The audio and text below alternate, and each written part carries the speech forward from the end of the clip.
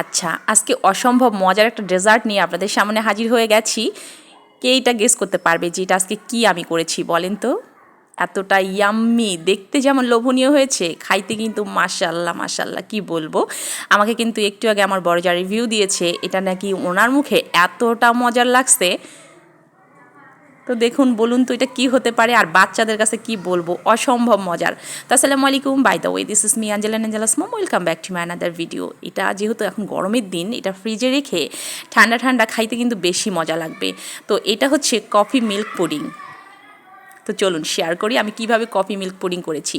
তো আমি এখানে 2 কাপ দিয়েছি সাদা পানি, সাথে দিচ্ছি পুরা 1 কাপ দেইনি, মানে একটু কম রেখে চিনি, আর দিয়েছি 1 টেবিল চামচের মতো কফি পাউডার, সাথে দিয়েছি আগার আগার পাউডার 1 টেবিল চামচ। তা আমি এখানে অর্গানিক আগার আগার পাউডারটা হচ্ছে ইউজ করছি। আর এটা কিন্তু আমি এখনও মানে চুলার জালটা দেইনি, ঠান্ডা অবস্থায় আমি পুরা মানে সব কিছু মিক্স করে নিব। তো আপনারা চাইলে যে কোনো সুপার শপে এটা পেয়ে যাবেন, বা বেকারি যে বেকারি থাকে সেখানেও আপনারা যদি আগার আগার পাউডার খোঁজ করেন তাহলে এটা পেয়ে যাবেন। তো যাই হোক, আমি এখন চুলার জালটা দিয়ে দিয়েছি একদম লো করে। তো এটা বেশি ফুটানো যাবে না। তো এটা আমি কয়েকটা বলক আসার সঙ্গে সঙ্গে নামিয়ে এখানে একটা বাটিতে ট্রান্সফার করে নিয়েছি। তো এটা হচ্ছে কফির যে হচ্ছে মিশ্রণটা সেটা। তো এটা আমার জেল হয়ে গেছে, আমি এটা আধা ঘন্টা রেখেছি, এটা পুরাটাই জেলি হয়ে গেছে। জাস্ট এটাকে এখন কাটার পালা। আমি এইভাবে মানে স্কোয়ার কিউব কিউব করে কেটে নিয়েছি। আপনারা সাইজটা ছোট এবং বড় করতে পারেন। তো চলুন এবার পরের ধাপে চলে যাচ্ছি। আমি এখানে 3 কাপ দিয়ে দিয়েছি দুধ। তা আপনারা কমিয়ে এবং বাড়িয়ে নিতে পারেন। আর দিয়েছি 1 টেবিল চামচের মতো কফি পাউডার, সাথে দিচ্ছি আগার আগার পাউডার 1 টেবিল চামচ, এবং 1 কাপেরও কম দিচ্ছি চিনি, আর একটা দিচ্ছি আমি দুধ পাউডারের প্যাকেট। তো আমি কিন্তু এখনও চুলার জালটা একদমই এখানে দেইনি, কারণ আমি সব কিছু একসঙ্গে আগে মিক্সড করব, তারপরে আমি চুলার জালটা ধরে দেবো।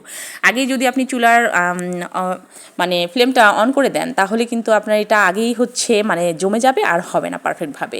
তো এটা আমি কয়েকটা বলক না আসা পর্যন্ত এটাকে নেড়েচেড়ে নিব, এবং এটা কিন্তু আপনাকে অনবরত নাড়তে হবে, নিচে লাগার একটা সম্ভাবনা থেকেই যায়। তো এটা আমি অনবরত নাড়ে নিচ্ছি।